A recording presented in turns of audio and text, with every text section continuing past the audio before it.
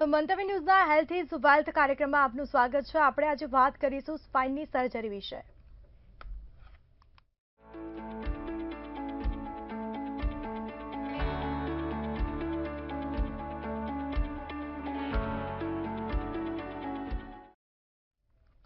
પીઠનો દુખાવો થવો ઘણા લોકોમાં જોવા મળતી એક સામાન્ય ફરિયાદ છે અને આ પ્રકારનો દુખાવો તમારા રોજબરોજના જીવનને પણ અનેક રીતે પ્રભાવિત કરે છે અને તેના જ કારણે જ લોકોને નીચે વળવું કે પછી લાંબા ટાઈમ સુધી બેસી રહેવામાં તકલીફ થતી હોય છે। તો આજે આપણે વાત કરીશું સ્પાઇન સંબંધિત સમસ્યાઓ વિશે। તો ચર્ચામાં જોડાયા છે ડોક્ટર પાર્થ સોરઠિયા, જેઓ એક ન્યુરોસર્જન છે। જી સર, મંતવ્ય ન્યૂઝમાં આપનું સ્વાગત છે। નમસ્કાર સર, દર્શક મિત્રોને પહેલા તો આપનો પરિચય આપો।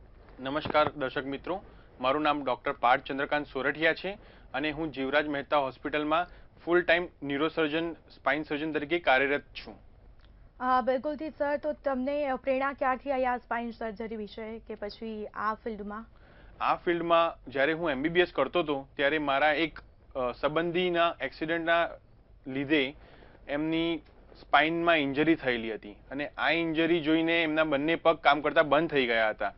હવે ત્યારે એક સ્પાઇન સર્જરી કરીને એના બંને પગ ચાલતા કરી દીધા। એ જોઈને મને ખૂબ જ પ્રભાવ પડી ગયો હતો કે મારે પણ ભવિષ્યમાં એક સ્પાઇન સર્જન જ બનવું છે, એટલે પછી મેં સ્પાઇન સર્જરી ચૂઝ કરી। બિલકુલ સર, તો ન્યુરો સ્પાઇન સર્જનમાં આપને કેટલા વર્ષ થયા અને નિષ્ણાંત છો આપ? સો બેઝિકલી ન્યુરોસ્પાઇન સર્જરી કરવા માટે મારે 4.5 વર્ષનું MBBS, 1 વર્ષની ઇન્ટર્નશીપ, 3 વર્ષની MS જનરલ સર્જરી અને 3 વર્ષ ન્યુરો સર્જરી કરવી પડી। એ પછી પણ મેં 5 વર્ષ પ્રેક્ટિસ કરેલી છે। બિલકુલ સર, તો અત્યારે છે તે પીઠનો દુખાવો છે ને સામાન્ય થઈ ગયો છે। 10 માંથી 5 જણ તો એવી બૂમો પાડતા જ હોય છે કે ભાઈ બેક પેન થતું હોય છે। તો સર, પીઠનો દુખાવો થવાનું કારણ શું? આ ખૂબ જ અગત્યનો ક્વેશ્ચન છે। આપણે જોઈએ છીએ કે 10 માંથી 8 જણાને જિંદગીભરમાં ક્યારેક ને ક્યારેક પીઠ કે પછી ગરદનનો દુખાવો થતો હોય છે। હવે આ દુખાવાના ઘણા બધા કારણો હોય છે, પણ મેઇન કારણ તો આપણી જ અનિયમિતતા છે। વધારે પડતું ઝૂકેલું બેઠવું, આખો દિવસ મોબાઈલમાં મંતર્યા કરવું, અથવા પછી એબનોર્મલ પોસ્ચરમાં સૂઈ જવું, અથવા પછી ખબર ના હોય અને પીઠ પર ભાર આવે એવી રીતે વજન ઉચકવું, એવા બધા કારણો હોય। ઉપરાંત ઉંમર વધવાના હિસાબે પણ મણકા ઘસાઈ જતા હોય છે। કદી કદી કોઈક લોકોને ઇન્ફેક્શન હોય અથવા ટ્યુમર હોય એના લીધે પણ કમરનો દર્દ રહેતો હોય છે।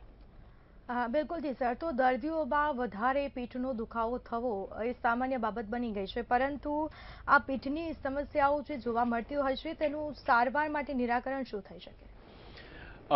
પીઠની સમસ્યા માટે અગત્યની વસ્તુ જાણવાની એ છે કે દરેક દર્દીને ઓપરેશનની જરૂર પડતી નથી। 10 માંથી 7 થી 8 જણા દર્દીઓને ઓપરેશન વગર જ દવા, આરામ, ફિઝિયોથેરાપીથી સારું થઈ જતું હોય છે। બિલકુલ સર, વાત કરવામાં આવે તો પીઠનો દુખાવો થતો હોય છે ત્યારે નોર્મલી એવું હોય છે કે પછી દવાથી આપણે તેને મટાવી શકાય કે પછી ઓપરેશન કરવું જરૂરી છે સર તેની માટે? ના, ઓપરેશન કરવું સંપૂર્ણપણે જરૂરી નથી। બહુ ઓછા દર્દીઓને ઓપરેશનની જરૂર પડે છે। ઓપરેશન વખતે આપણે સ્પેસિફિકલી જોવું પડતું હોય છે કે કયા કયા દર્દીઓને લક્ષણો છે કે જેના લીધે દવાથી સરખું ના થાય, એવા દર્દીઓને આપણે ઓપરેશન માટે લેતા હોઈએ છીએ। સર, શું દરેક પીઠ દર્દ એ ગંભીર બાબત હોઈ શકે? ના, દરેક પીઠ દર્દ એ ગંભીર બાબત નથી, એ જાણવું ખૂબ જ જરૂરી છે। મોટા ભાગના લોકોને દવા ગોળીથી સરખું થઈ જતું હોય છે, આરામ કરવાથી સરખું થઈ જતું હોય છે। અમુક જ પેશન્ટ કે જેને વધારે પડતો દુખાવો હોય એ લોકોને આપણે પછી આગળના સારવાર કરવાની જરૂર પડે છે। બિલકુલ સર, તો કયા લક્ષણો રેડ ફ્લેગ માનવામાં આવે છે અને તેની તરત સારવાર લેવી જોઈએ કે કેમ? આ ખૂબ જ અગત્યનો પ્રશ્ન છે। એ પહેલા જાણવું જરૂરી છે કે રેડ ફ્લેગ શું છે। રેડ ફ્લેગ એટલે કે કોઈ પણ પ્રકારની બીમારી કે જેમાં ડોક્ટરનું ઇન્વોલ્વ થવું, ડોક્ટરને કોઈ પ્રકારની પ્રક્રિયા કરીને એને ઠીક કરવું જરૂરી બને છે। હવે સ્પાઇનના કેસમાં રેડ ફ્લેગ ઘણા બધા હોય છે। એમાં અમુક અગત્યના રેડ ફ્લેગ આ પ્રમાણે છે। કમરમાં બહુ જ દુખાવો થાય, ઘણા સમયથી દુખાવો હોય, દવાથી પણ કોઈ રાહત ના મળતી હોય, દુખાવો કમરમાંથી પગમાં જતો હોય, પગમાં કરંટ જેવું આવે, પગમાં ખાલી ચડી જાય, વધારે પડતી ખાલી ચડી જાય, પગ સૂનો પડી જાય, પગમાંથી ચપ્પલ નીકળી જાય, ઊભા થવામાં, બેસવામાં બહુ તકલીફ થાય, દર્દી લાંબા સમય સુધી ચાલી ના શકતો હોય એવું થાય। કમરના દુખાવા સાથે દર્દીને તાવ આવે અથવા દર્દીનું વજનમાં ઘટાડો થતો હોય, એ બધી લક્ષણો છે જે આપણે રેડ ફ્લેગમાં સામેલ કરીએ છીએ. હા બિલકુલથી સર. તો અત્યારે છે ને હાલ બેઠાડું જીવન થઈ ગયું છે ને લોકો બેઠા બેઠા કામ કરતા હોય છે ઓફિસમાં, અને સતત બેઠું રહેવાથી બી કમરનો દુખાવો થતો હોય છે સર. તેનું મુખ્ય કારણ શું હોઈ શકે? કરેક્ટ. સો આજકાલ યંગસ્ટર છે, જે નવી પેઢી છે, એ લોકોનું જીવન ઓફિસ વાળું થઈ ગયું છે. આખો દિવસ ઓફિસમાં સવારે 8 થી સાંજના 8 વાગ્યા સુધી બેઠા રહેવાનું હોય છે, અને બેસવામાં પણ એ લોકો કાળજી નથી રાખતા, કમર સીધી નથી રાખતા, ડોક વળેલી રાખે છે, એબનોર્મલ પોસ્ચરમાં બહુ જ બેઠા હોય, લાંબા ટાઈમ સુધી બેઠા રહેતા હોય છે. હવે આના લીધે કમરના મણકા જે નોર્મલી ઘસાતા હોય એજિંગ સાથે, એના કરતાં ઝડપી ઘસાય છે અને દુખાવો અત્યંત થાય છે. એ ઉપરાંત બહાર ના જવું, સૂર્યપ્રકાશ ના લેવો, વ્યાયામ ના કરવું, એક્સરસાઇઝ ના કરવી, યોગાસન ના કરવા, આ બધી વસ્તુના અભાવના હિસાબે દુખાવો રેગ્યુલર ધોરણે જોવા મળતો હોય છે. બિલકુલથી. તો સર તેની કોઈ સમસ્યાનું નિરાકરણ ખરી? કારણ કે નોર્મલી જ્યારે દુખાવો થતો હોય ત્યારે શું કરવું તેની માટે? કરેક્ટ. સો ઘણા બધા દર્દીઓ નોર્મલી જો સામાન્ય દુખાવો થતો હોય છે તો નજીકના ડોક્ટરને બતાવવા જતા હોય છે. ડોક્ટર પેઇન કિલર લખી આપતા હોય છે, રેસ્ટ કરવાનું કહેતા હોય છે. આ બધું કર્યા પછી મોટા ભાગના દર્દીઓને સારું થઈ જતું હોય છે. પણ જો દવા ગોળી આરામ કરવાથી પણ જો કોઈ સુધારો ના થાય, અથવા દુખાવો વધતો જતો હોય, દુખાવો પગમાં આવે, તો પછી આપણે એક સ્પેશિયાલિસ્ટને મળવું જરૂરી બને છે. સર વાત કરવામાં આવે તો જ્યારે નોર્મલ દુખાવો થતો હોય છે તો લોકો ફેમિલી ડૉક્ટર પાસે જતા હોય છે કે કમરમાં કંઈક પ્રોબ્લેમ થઈ હોય, અને પછી દવા આપે, અને પછી સામાન્ય દવાની અસર થોડા દિવસ કાં તો પછી કલાકો સુધી રહેતી હોય છે, અને પછી દુખાવો વધ્યો હોય તો પછી સ્પાઇનના જે સર્જન છે તેને બતાવવું જરૂરી છે કે કેમ? કરેક્ટ. ખૂબ જ જરૂરી છે. કારણ કે એક નોર્મલ ડોક્ટરને એના પ્રમાણેનું જ જ્ઞાન હોય છે. એક સ્પાઇન સર્જન પહેલેથી સ્પાઇન માટે પૂરેપૂરો સ્પાઇનની તકલીફ કેમ થઈ છે, શું કારણે થઈ છે, અને એનું નિરાકરણ કઈ રીતે લાવવું, એના માટે જ્ઞાન ધરાવે છે. પ્લસ સ્પાઇનના સર્જન હોય છે એ ચેક કરતા હોય છે કે ભાઈ આ માણસને આટલી તકલીફ છે, આ પ્રકારની દવાઓથી સરખું નથી થતું, તો આપણે શું શું કરવું જોઈએ, એ બધું એ કરી શકે છે. હા બિલકુલ ઠીક સર. તો જ્યારે વાત કરવામાં આવે દર્દીને પીઠ કે ગળામાં દુખાવો થાય છે તો ડૉક્ટર તરીકે આપ કઈ રીતે તપાસ કરતા હોવ છો? કરેક્ટ. સો જ્યારે દર્દી મારી ઓપીડીમાં આવે છે કમરના દુખાવા સાથે, ત્યારે હું દર્દીને પહેલાં તો કયા કયા લક્ષણો છે, કેટલા સમયથી છે, ક્યાં દુખે છે, શું દુખાવો કમરમાં જ રહે છે કે પગમાં પણ જાય છે, દુખાવા સાથે બીજી કોઈ તકલીફ થાય છે, જેમ કે ઝનઝનાટી થવી, ખાલી ચડી જવી, ચાલવામાં તકલીફ થવી, લાંબુ ચાલી ના શકવું, સૂતા સમયે દુખાવો થવો, આ બધી વસ્તુનું પૂછપરછ કરું છું. ત્યારબાદ દર્દીની ચેકઅપ થાય છે, જેમાં દર્દીના પગની જે તાકાત છે એ ચેક કરીએ છીએ, પગના રિફ્લેક્સિસ કેવા છે એ ચેક કરીએ છીએ, દુખાવો એક્ઝેક્ટલી ક્યાં થાય છે, વચ્ચે થાય છે, સાઈડમાં થાય છે, એ બધું ચેક કરવામાં આવે છે. સંપૂર્ણપણે જાંચ કરવામાં આવે છે અને નક્કી કરવામાં આવે છે કે દર્દીના આગળ તપાસ કઈ જરૂરી છે. બિલકુલ સર. તો દર્દીને સામાન્ય રીતે કઈ તપાસ કરવી જોઈએ અને તેની માટે MRI કરવું જોઈએ કે કેમ? જુઓ, દરેક દર્દી કે જે પીઠના દર્દ સાથે આવતું હોય છે, કમરના દર્દ સાથે આવતું હોય છે, એને MRIની ખરેખર જરૂર પડતી નથી. ઘણા બધા દર્દીઓને એક્સરેમાં જ ખબર પડી જાય છે કે દર્દીની તકલીફ શું છે અને દર્દીને આગળ ઈલાજ કઈ રીતે કરવાનો હોય છે. કેટલાક દર્દીઓ કે જે સ્પેશિયલી સ્લીપ ડિસ્ક છે, સાયટિકા છે, કે જેમાં નસ દબાવવાની કમ્પ્લેન લઈને આવે છે, અથવા પછી દર્દી કે જેમાં ઇન્ફેક્શનનું વિચારીએ છીએ, અથવા કોઈક પ્રકારના ટ્યુમર ગાંઠનું વિચારીએ છીએ, એવા બધા દર્દીઓ માટે આપણે MRI કરવું જરૂરી બને છે. હા બિલકુલથી સર. જ્યારે સ્પાઇનનો દુખાવો થતો હોય છે ત્યારે નોર્મલ જ્યારે શરૂઆત થતી હોય છે તેની, તો આપણે તેને દવા આપીને તેને મટાડી શકાય કે પછી તેની સર્જરી જ કરવી પડે? સ્પાઇનના દર્દીઓમાં 70 થી 80% દર્દીઓ દવાથી સરખા થઈ જાય છે. 20 થી 30% લોકોને જ ઓપરેશનની જરૂર પડે છે. હવે આ દર્દીઓ કે જેને દવાથી સરખું થાય છે, મોસ્ટલી દવા, આરામ અને ફિઝિયોથેરાપીથી સારું થઈ જાય છે. જ્યારે બેક પેન થાય છે ગળાથી લઈને છે કમર સુધી, તો કરોડરજ્જુને તેની કોઈ અસર પહોંચી શકે, ખાસ કરીને મણકાની કે ગાદીની પ્રોબ્લેમ થઈ શકે સર? કરેક્ટ. સો બેક પેન થવાના ઘણા બધા કારણોમાં ગાદીનું સ્લીપ થવું, સ્લીપ ડિસ્ક કે સાયટિકા, એના લીધે થતું હોય છે. હવે કરોડરજ્જુ જે આપણા ગળાથી લઈને પીઠ સુધી જતું હોય છે, એ જગ્યાએ જો ગાદી ખસી જાય અને એને દબાવે તો પછી નીચેનો ભાગ ખોટો પડી જતો હોય છે. એટલા માટે કે હાથ પગ ઘણી વખત ઘણા દર્દીઓના નબળા પડી જાય, ખોટા પડી જાય, ચાલી ના શકે, વ્હીલચેરમાં આવી જાય. અમુક દર્દીઓ જેના ગળામાં ઉપર સ્લીપ ડિસ્ક થતી હોય છે એ લોકો પથારીવશ પણ થઈ જતા જોવા મળે છે. બિલકુલથી સર, વાત કરવામાં આવે જ્યારે બેક પેન થાય છે કાં તો પછી ગાદીનો પ્રોબ્લેમ થાય છે તો તેને લઈને પગમાં કઈ પ્રોબ્લેમ થઈ શકે? કરેક્ટ. સો ગાદી જ્યારે ખસે ત્યારે એ નસને દબાવે. આપણી નસ એ કમરથી લઈને છેક પગના તળિયા સુધી જતી હોય છે. હવે આ જો નસ દબાય તો નસ ઇરિટેટ થાય. ઇરિટેટ થાય નસ એટલે એ દુખાવો છેક કમર સુધી, કમરથી લઈને પગની પાની સુધી જતો જોવા મળે છે. દુખાવા સાથે સાથે પગમાં ઝંઝનાટી, પગ સૂન પડી જવો એ પણ એની લક્ષણો છે. બિલકુલથી સર, જ્યારે દુખાવો થતો હોય છે ત્યારે એનો મૂળ ઉપાય છે કે ભાઈ સર્જરી કરવી, પરંતુ સર્જરી વગર બી તેનો કોઈ ઉપચાર થઈ શકે ખરી? હા, ઘણા બધા દર્દીઓ દવાથી સારા થઈ જતા હોય છે. દવામાં પેઇન કિલર હોય છે, કદી કદી મસલ રિલેક્સન્ટ હોય છે, ઘણી વખત નસની સ્પેશિયલ દવાઓ પણ આપતા હોઈએ છીએ. તદુપરાંત થોડો આરામ અને પછી એક વખત દુખાવો સરખો થાય એટલે ફિઝિયોથેરાપી અને કમરના સ્નાયુઓને મજબૂત કરવાનું કાર્ય કરીએ છીએ. ફિઝિયોથેરાપીમાં રોજ એક્સરસાઇઝ કરાવે તો તેનાથી કવર થઈ શકે ખરી દુખાવો? કરેક્ટ. સો ઘણા બધા દર્દીઓને સ્લીપ ડિસ્ક કે પછી માઇનર ડિજનરેશનના લીધે કમરના સ્નાયુઓ જકડાઈ જતા હોય છે. હવે આ સ્નાયુઓ ફિઝિયોથેરાપીથી ઘણા સરખા થતા હોય છે. પ્લસ ફિઝિયોથેરાપીથી જે સ્નાયુમાં જે કમજોરી આવી હોય છે એમાં પણ ઘણું ઇમ્પ્રુવમેન્ટ જોવા મળે છે. એટલે ફિઝિયોથેરાપી કરવાથી વારે ઘડીએ ઘણા લોકોને કમરનો દુખાવો થતો હોય છે એ સરખો થતો હોય છે. બિલકુલથી સર, જ્યારે ફિઝિયોથેરાપીમાં એક્સરસાઇઝ કરવા માટે જાય છે તો કેટલા સમયમાં તેને દુખાવો મળતો હોય છે સર? નોર્મલ દુખાવો થતો હોય એ સર? કરેક્ટ. સો નોર્મલ દુખાવો હું રેકમેન્ડ કરું છું કે એટલીસ્ટ 2 અઠવાડિયા સુધી આપણે ફિઝિયોથેરાપી કરવી જોઈએ. અને જે દર્દીને વારે ઘડી કમરનો દુખાવો રહેતો હોય એને દર 3 મહિને 2 અઠવાડિયા સુધી ફિઝિયોથેરાપી સેન્ટરમાં જઈને ફિઝિયોથેરાપી કરવી જોઈએ. એની સાથે સાથે ઘરે પણ થોડી ઘણી કસરત ચાલુ રાખવી પડે. બિલકુલથી સર, તો આ જ્યારે સ્પાઇનનો દુખાવો થતો હોય છે તો નોર્મલી દર્દીઓને કયા રિપોર્ટ્સ કરાવવા જોઈએ સર? તેના વિશે દર્શક મિત્રોને જાણકારી આપો. નોર્મલી સ્પાઇનના જે દર્દ હોય છે એમાં આપણે શરૂઆત કરીએ છીએ એક્સરેથી. એક્સરેમાં મણકા જોવા મળે, હાડકા જોવા મળે, હાડકામાં કોઈ ફ્રેક્ચર, કોઈ હાડકાના જોઈન્ટમાં ખરાબી કે પછી નસ દબાતી હોય, નસ જ્યાંથી નીકળતી હોય એ જગ્યાએ નાની થતી હોય કે નહીં એ જોવા મળે છે.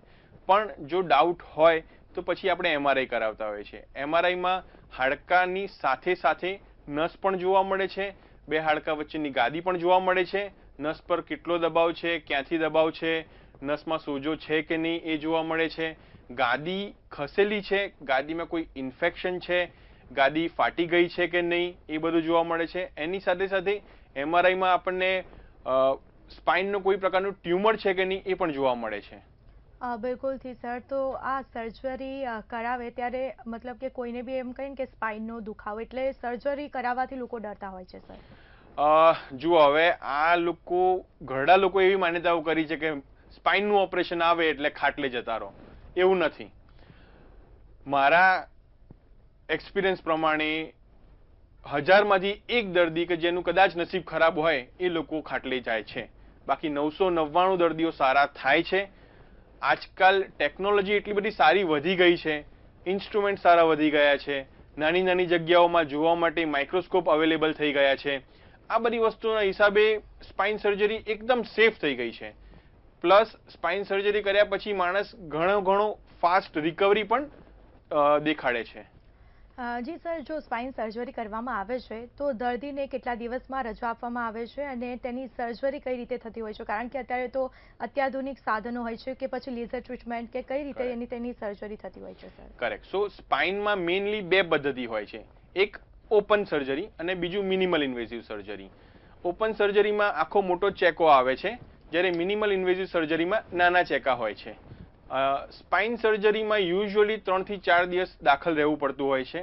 ઓપરેશન કર્યા પછીના બીજા દિવસે 1 દિવસ આરામ કરવાનો અને પછી બીજા દિવસથી ચાલી ફરીને બધું જ નિયમિત પોતાનું કામ કરી શકવાનું હોય છે. પરંતુ સર, એમાં એવું કંઈ હોય કે ભાર ન ઉચકી શકાય? યુઝ્યુઅલી અમે રિકમેન્ડ કરીએ છીએ કે મહિના સુધી 5 કિલોથી વધારે વજન નહીં ઉચકવાનું. એ પછી ઉચકી શકો પણ તમારા સ્પાઇન પર લોડ ના આવે એવી રીતે. સ્પાઇન સર્જરી કરાયા પછી દર્દીને રિકવરી માટે શું કરવું જોઈએ ખાસ કરીને? સ્પાઇન સર્જરી કર્યા પછી યુઝ્યુઅલી દર્દી અમારા તરફથી સલાહ હોય કે દર્દી નીચે ના બેસે, દર્દી નીચે સૂવે નહીં, ભારે વજન ના ઉપાડે અને બહુ ઝૂકે નહીં. આ બધી વસ્તુનું ધ્યાન રાખે તો મોટા ભાગે સ્પાઇન પર પ્રેશર ના આવે. પ્લસ જ્યારે સ્પાઇન સર્જરી થાય અને જો કમરમાં થોડો ઘણો દુખાવો રહેતો હોય તો પછી કમર માટેની ફિઝિયોથેરાપીની સલાહ આપતા હોઈએ છીએ. સર, જ્યારે સ્પાઇન સર્જરી કરાવીએ છીએ અને પછી 6 મહિના સુધી નોર્મલ હોય કે દુખાવો ન થાય અને પછી પાછળથી તેનો દુખાવો થઈ શકે ખરી સર? જો હવે એમાં ઘણા બધા કારણ હોય છે કે એટલા ટાઈમ પછી દુખાવો કેમ થાય. કારણમાં અમુક કારણો એવા હોય છે કે દર્દી પોતે ધ્યાન ના રાખતો હોય. દર્દી જે આપણે કાળજી રાખવાની કહેતા હોઈએ છીએ એ કાળજી ના રાખતો હોય. જેમ કે નીચે બહુ બેસતો હોય, ભારે વજન ઉપાડતો હોય, બહુ ઝૂકતો હોય, એ બધી વસ્તુઓ ઘણી વખત સારી નહીં. પ્લસ એવું નથી કે સ્પાઇનનું ઓપરેશન થઈ જાય. આપણે એક ગાદીનું ઓપરેશન કરેલું છે, એવા તો 33 મણકા છે. એટલે ક્યાંક બીજી કોઈ જગ્યાએ પણ તકલીફ થઈ શકતી હોય જો તમે ધ્યાન ના રાખી શકતા હો તો. પરંતુ સર, તેની આડઅસર કોઈ બીજા મણકામાં થઈ શકે? સ્પાઇનના કેસમાં જો તમે ધ્યાન રાખો તો કોઈ આડઅસર ના થાય. પણ હા, જો તમે ધ્યાન ના રાખો તો એ જે જગ્યાએ ઓપરેશન થયું છે એના બાજુના મણકામાં તકલીફ વધવાની શક્યતા રહી શકે છે. હા, બિલકુલથી સર. તો આ ફિઝિયોથેરાપી અને જે રિહેબિલિટેશન છે તેનું કેટલું મહત્વ રહેલું છે સ્પાઇનના દર્દીઓ વિશે? ફિઝિયોથેરાપી અને રિહેબિલિટેશનનું ખૂબ જ મહત્વ રહ્યું છે. ફિઝિયોથેરાપીથી કમરના જે સ્નાયુ જે આપણે ઓપરેશન કર્યા એના લીધે એક ઓપરેશન કર્યા પછી કમરના સ્નાયુઓ થોડા નબળા થઈ જતા હોય છે. એ નબળા થયેલા સ્નાયુઓને તાકાત આપવાનું કામ ફિઝિયોથેરાપી કરે છે. રિહેબિલિટેશન ઘણા દર્દીઓ સ્પાઇનના ઓપરેશન પહેલા પગમાં ખોટ આવી જવી, પગ નબળા પડી જવા અથવા પછી આપણે કહીએ પેરાલિસિસ થઈ જવું, એવું સંભવ થતું હોય છે ઓપરેશન પહેલા. એના માટે પછી આપણે ઓપરેશન કરાવતા હોઈએ છીએ કે જે નસ દબાઈ ગઈ છે એ ખુલી જાય. હવે ખુલેલી નસ તો એક વાત ખુલી ગઈ, પણ પછી એ નસથી જે નબળાઈ આવી છે એ નબળાઈમાં ઇમ્પ્રુવમેન્ટ કરવા માટે આપણે રિહેબિલિટેશન કરવું જરૂરી બને છે.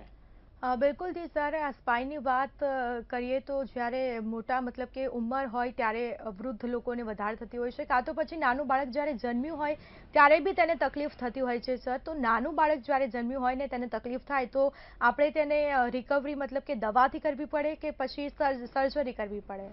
કરેક્ટ. સો મારા એક્સપિરિયન્સ પ્રમાણે નાના બાળકોમાં સ્પાઇન રિલેટેડ ઇશ્યુ એ યુઝ્યુઅલી કન્જેનેટલ એટલે કે જન્મજાત હોય છે. જન્મજાત પ્રોબ્લેમ યુઝ્યુઅલી દવાઓથી સરખા થતા નથી. જન્મજાત પ્રોબ્લેમમાં મણકાઓ સરખી રીતે જોડાવા નહીં અથવા પછી અંદર ગાંઠ હોવું એવું કંઈક હોઈ શકે. હવે આ બધી વસ્તુઓ યુઝ્યુઅલી ઓપરેશનથી સરખી થતી હોય છે. પણ નાના બાળકોમાં એટલું જાણવું જરૂરી છે કે બાળક જેટલું નાનું, માણસની ઉંમર જેટલી ઓછી એટલું રિકવરી સારી આવે. આપણી જે નસો છે એ ન્યુરોપ્લાસ્ટિસિટી એટલે કે એક નસ બીજા નસનું કામ લઈ શકતું હોય છે. એટલે એ લોકોની રિકવરી સારી આવી શકતી હોય છે. બિલકુલથી સર. તો પીઠનો દુખાવો ન થાય તેની માટે ખાસ કઈ કાળજી રાખવી જોઈએ? કારણ કે સર, એ દુખાવો થતો હોય ને તો ભયંકર દુખાવો થતો હોય છે, લોકો બેસી બી નથી શકતા. કરેક્ટ. સો આમાં બે વસ્તુ છે. દુખાવો થતો હોય ત્યારે શું કરવું અને દુખાવો ના થતો હોય પણ વારે ઘડે થતો હોય ત્યારે શું કરવું. જ્યારે બહુ જ દુખાવો હોય ત્યારે એટલીસ્ટ 24 અવર્સ સુધી આપણે આરામની સલાહ આપતા હોઈએ છીએ. આરામ સાથે સાથે મેડિસિન, પેઇન કિલર છે કે પછી મસલ રિલેક્સન્ટ છે કે પછી નસની સ્પેશિયલ દવા છે એ લેવી પડતી હોય છે. દુખાવો ના થતો હોય અને વારે ઘડી દર્દીને દુખાવો થતો રહેતો હોય તો પછી એને ફિઝિયોથેરાપી યુઝ્યુઅલી કરાવવી જોઈએ. ફિઝિયોથેરાપીથી શું થાય? સ્નાયુઓ મજબૂત થાય. એટલે કે સ્ટ્રોંગ સ્નાયુ હોય તો એને વારે ઘડી કમરનો દુખાવો થવાની શક્યતાઓ ઓછી થઈ જાય છે. બિલકુલથી સર. તો પોસ્ચર અને જીવનશૈલીમાં કઈ રીતે ફેરફાર કરીને પીઠ દર્દ આપણે મટાવી શકીએ? કરેક્ટ. સો પોસ્ચરમાં હંમેશા સીધા બેસવું જોઈએ, સીધી ગરદન રાખવી જોઈએ. ઘણા લોકો જોતા હોય છે કે સોફામાં આડા પડી ગયા ટીવી જોવા લાગે, કલાકો સુધી આખો દિવસ IPL જ જોતા હોય એક જ પોસ્ચરમાં. એ બધી વસ્તુને અવોઇડ કરવી જોઈએ.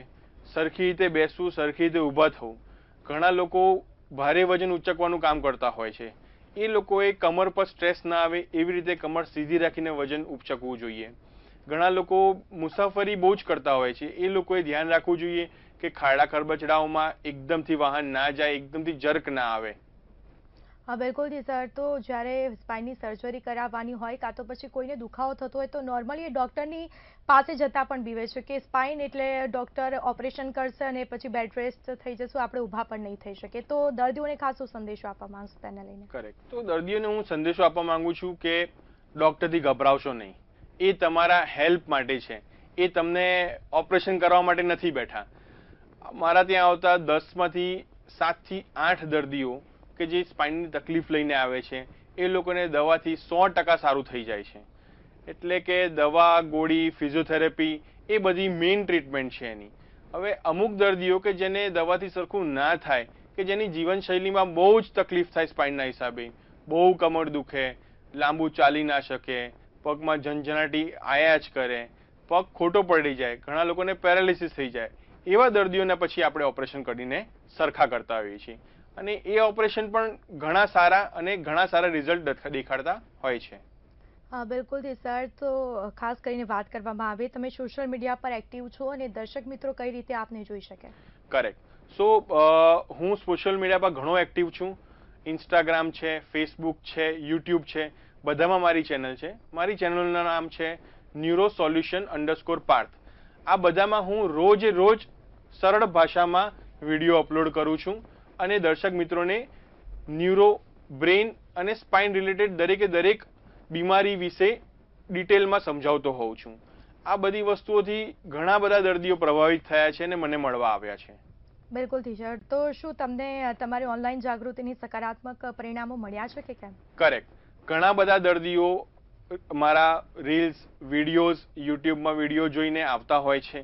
ઘણા બધા લોકો પૂછતા હોય છે શું મને આવું છે તો આવું થશે, કે પછી ડરી ગયા હોય છે, કે પછી આજુબાજુવાળા એ લોકોને ડરાયા હોય છે. પણ હું એમને બરાબર તપાસીને ચેક કરીને કહું છું કે ભાઈ તમને આ પ્રકારની બીમારી છે અને એમાં આ પ્રકારનું આપણે સોલ્યુશન લાવી શકીએ છીએ. હા બિલકુલથી સર. વાત કરવામાં આવે તો ખાસ દર્શક મિત્રોને એ જણાવો કે સામાન્ય પીઠનો જ્યારે દુખાવો થતો હોય ત્યારે શું કરવું જોઈએ? સામાન્ય પીઠના દુખાવામાં સૌથી પહેલા તો આરામ કરો, ઘરે રહેલી પેઇનકિલર મેડિસિન લો, એબનોર્મલ પોસ્ચરને અવોઇડ કરો, અને જો તો પણ તકલીફ વધે અથવા કે પછી પગમાં દુખાવો જાય અથવા હાથમાં દુખાવો આવે તો પછી ડૉક્ટરને મળો. જી, દર્શક મિત્રોને કાં તો પછી કે અન્ય કોઈ દર્દીઓને તમારો સંપર્ક કરવો હોય ને અપોઇન્ટમેન્ટ લઈ હોય તો સર તેનું મતલબ કે આપ કઈ જગ્યાએ ફરજ બજાવો છો, કઈ હોસ્પિટલમાં ફરજ બજાવો છો, તેના વિશે માહિતી આપો. કરેક્ટ. સો હું ડૉક્ટર જીવરાજ મહેતામાં 24/7 full time neuro spine consultant છું. હું સોમવારથી શનિવારે સવારના 9થી સાંજના 5 વાગ્યા સુધી ઓપીડીમાં મળી જાઉં છું. તે ઉપરાંત અગર કોઈ પણ પ્રકારની ઇમરજન્સી હોય, રાતના 10 કે પછી રાતના 2 કેમ ના વાગ્યા હોય, જો કોઈ પણ પ્રકારની ઇમરજન્સી હોય તો હું જીવરાજ મહેતામાં મળું છું. હા બિલકુલથી સર. તો અમારા દર્શક મિત્રોને આપે માહિતી આપી તે બદલ આપનો ખૂબ ખૂબ આભાર. Thank you. તો ફરી મળીશું એક નવા મુદ્દા સાથે. મને રજા આપશો. નમસ્કાર.